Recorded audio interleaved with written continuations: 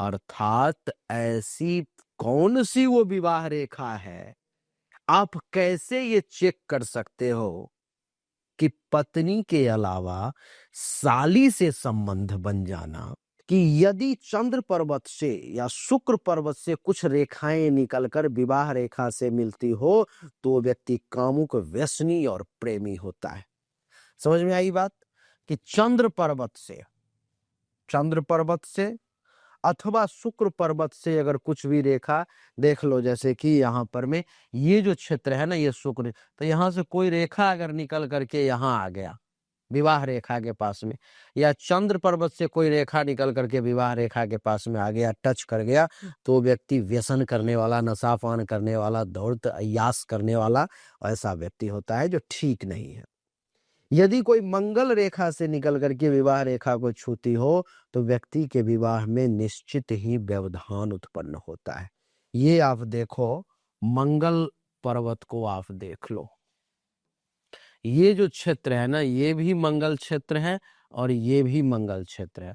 अगर यहाँ से अगर कोई रेखा अगर निकल करके अगर यहाँ चला जाए या यहाँ से निकल करके यहाँ आ जाए, तो ये समझना चाहिए कि मांगलिक दोष हो गया, उसका विवाह इतना आसानी से नहीं होगा, वैवाहिक जीवन इतना सुखद नहीं होगा। इस बात को समझना चाहिए।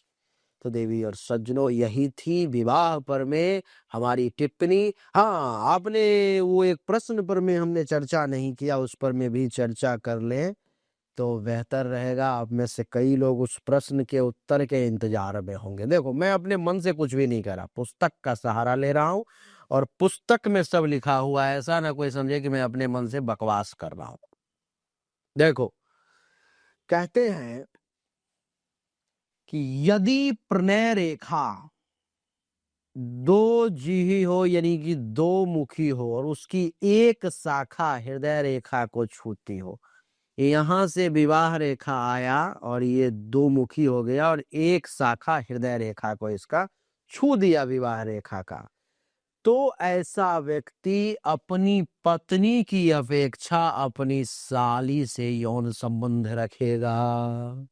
अच्छा लगा तो लाइक करें, शेयर करें, चैनल को सब्सक्राइब करके इसके बेल आइकन के बटन को दबा दें। राधे राधे।